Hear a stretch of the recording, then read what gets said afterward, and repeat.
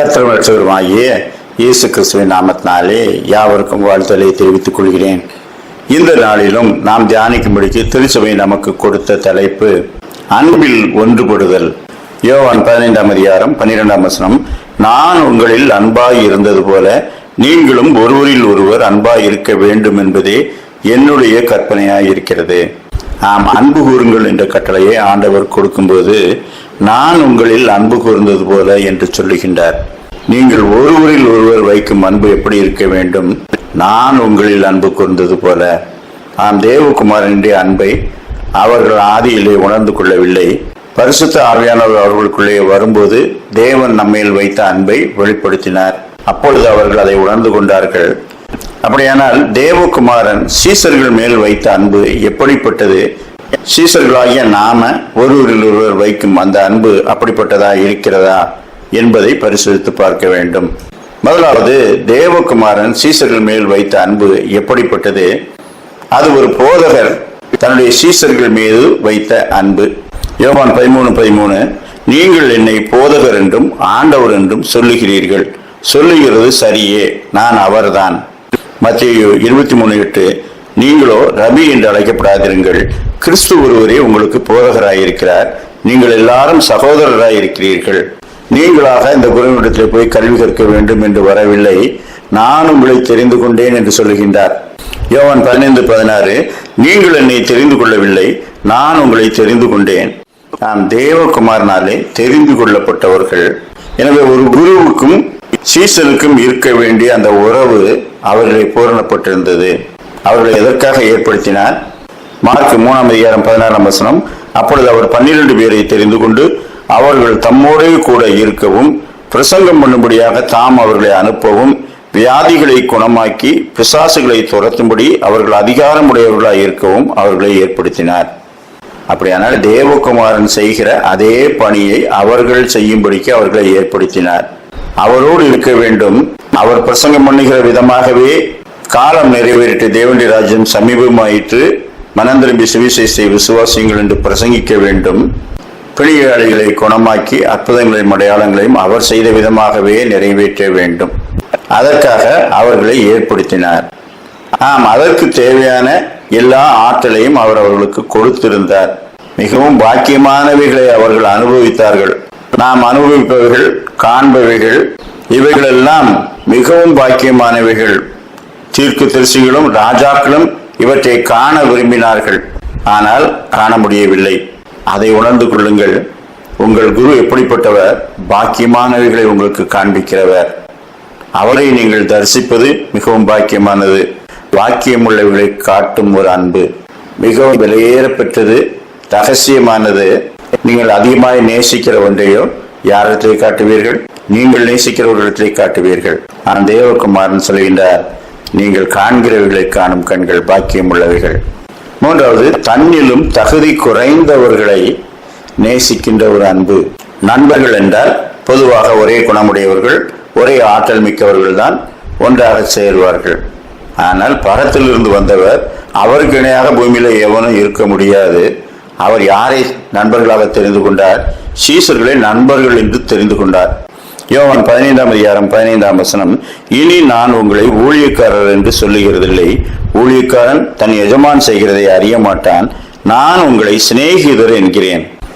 வேலைக்காரனத்தில் எல்லாவற்றையும் சொல்லுவதும் இல்லை, காட்டுவதும் இல்லை. ஆனால் சீசர்கள் தேவகுமாரன் ஊழியத்தை தொடர்ந்து செய்ய போகிறார்கள்.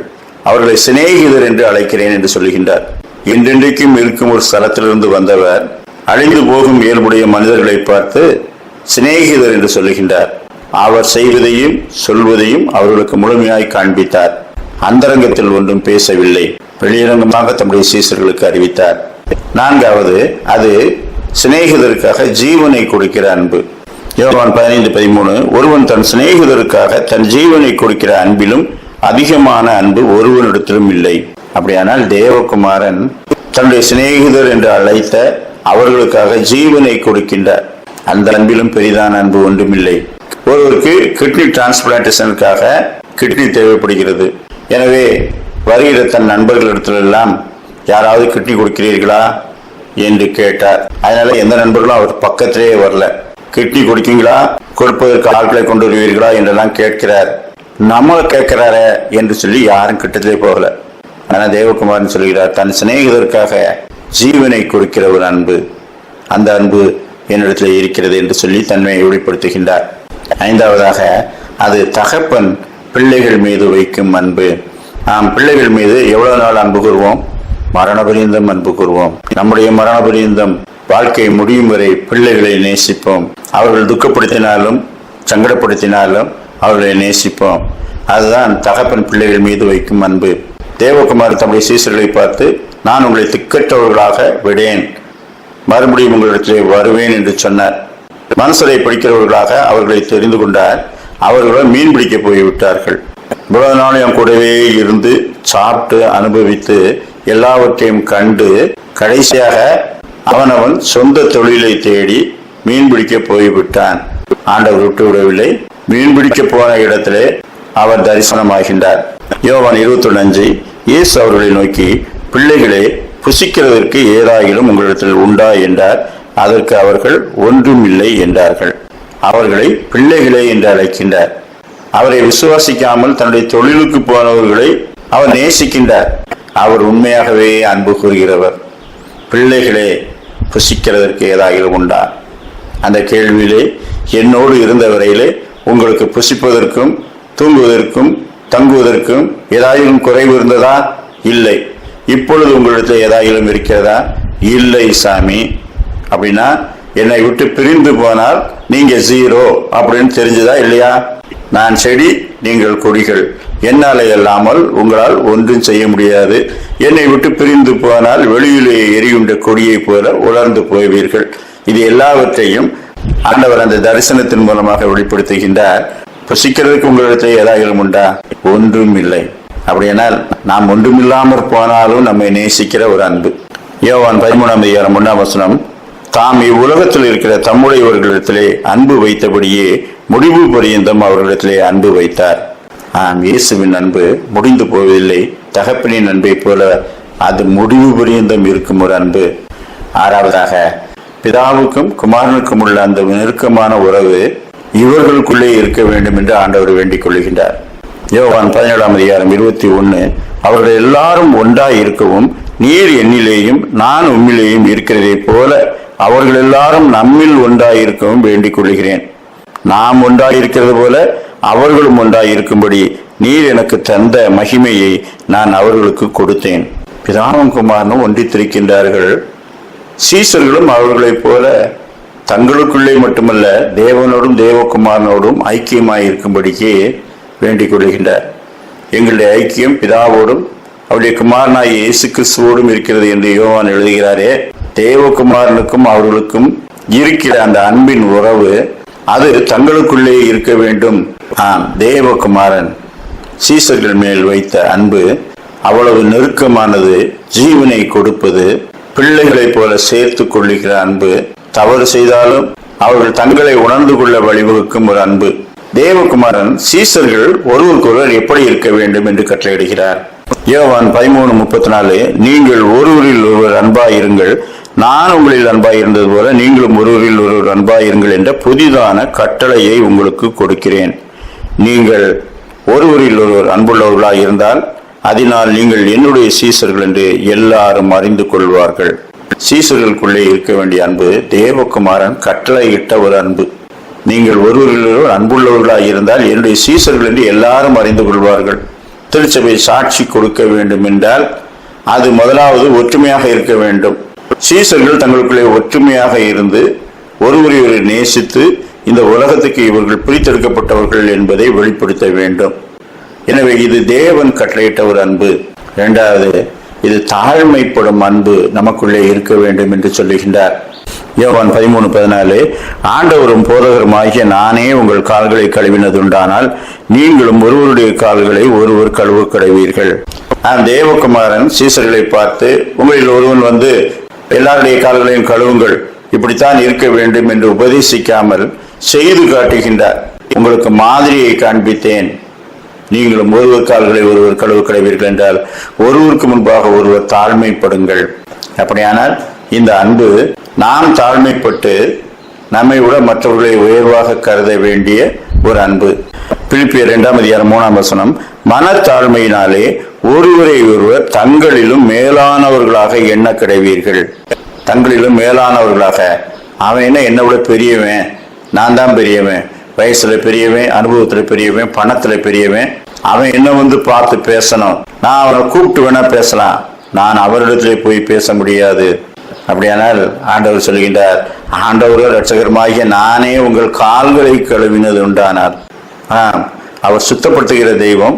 இயேசுவின் இரத்தத்தினால் கழுவப்படாமல் வேறொருவரிடத்திலும் பாவ மன்னிப்பை பெற்றுக்கொள்ள முடியாது. அப்படியே தாழ்மையின் பாடத்தை அவர்களுக்கு சொல்லுகின்றார். நீங்கள் ஒருவரை ஒருவர் தங்களிலும் மேலானவர்களாக எண்ண வேண்டும். இன்னைக்கு திருச்சபை அப்படி இருந்ததுன்னா போட்டியா இருக்கு, பொறாமையா இருக்கு. சுபாவ அன்பு, தேவகுமாரன் கட்டளையிட்ட அன்பு நமக்குள்ளே இருக்கிறதா?